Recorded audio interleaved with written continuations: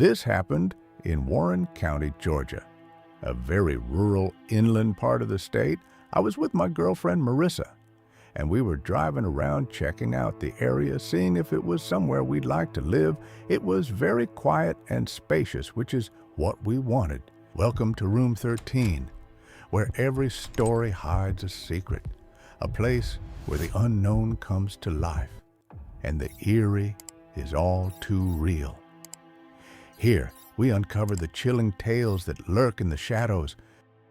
We're both Roman Catholic. She likes to go to church a little more than I do, though it was a weekday in the middle of the day and not much traffic at all. We checked out a bunch of things in the area that would be important to see before deciding on moving to an area. Since Marissa has been an equestrian for most of her life, a big point of us moving to a rural area was for her to have a barn for her horses. After checking out some properties listed for sale, we happened to pass by a small, cute-looking church on the side of this very quiet road with a bunch of cars in the parking lot. This church wasn't far from the last property we just looked at. So Marissa shook my shoulder and said, we should see if a mess was going on, see if it's nice. And so I pulled into the little dirt-like parking lot for the building and parked next to some old red minivan. A lot of the cars in the parking lot were on the older side. In fact, I'd say most of them. I mentioned that to Marissa as we got out of the car, and she agreed and said it was probably because it was a lower income area. I opened the door to the church for us, and we stepped in, and it was a pretty small inside. As we expected, I'd say there were 5 rows of pews, each cut in half in the middle by the nave or center aisle. There had to be at least 20 people in there, though they were not an older crowd. Usually in every mess, big or small, you'd see a decent amount of seniors. But based on the backs of everyone's heads in there, everyone appeared to be in their 30s to 40s. It seemed everyone was sitting in silence for some kind of prayer.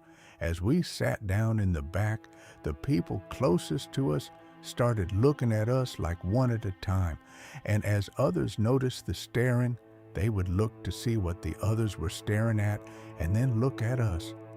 Marissa and I looked at each other, then nervously looked back at everyone. All we could think to do was smile, but no one smiled back. They were giving us the most unwelcoming stares, and I just realized none of these people were dressed even remotely nicely for a mess. What was going on here? This was when I realized there were no women in here, not a single one. Besides Marissa in the stairs, they seemed to be staring more at Marissa than me. A man in a mask at the front of this alleged church by what I guess was supposed to be the altar, then stepped up and pointed at us and said, "Who invited you here?" I took it upon myself to answer for us and said that we were just passing by and saw that a mess was going on, and we wanted to join.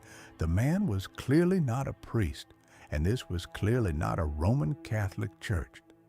The masked man said, "You need to leave now. By now, every last person in the church was looking at us." I said, "Come on, honey," and we got up and hurried out and ran to the car. We wasted no time sitting in the car. I got us out of that parking lot right away. But we both noticed in the rear view mirror someone from the building getting in their van in the parking lot. I felt like there was no way they were going to follow us until we saw that gray van catching up to us in the mirror. I had Marissa GPS the Warren County Sheriff's Office, and we drove straight there. The van was behind us the whole time, not on our ass, but close enough that it was obvious the second we pulled into the public safety parking lot. The van kept driving down the road. When it was gone, we simply drove straight home and never looked at Warren County again. We clearly ended up in some kind of cult meeting, but I don't get why they had someone follow us, nor why they were having their meeting in broad daylight, or why they didn't at least lock the door. Hey, the stories aren't over yet, but consider subscribing and leaving a like. With a simple tap on the screen, you help our work a lot. Now, without further ado, let's move on to the next story.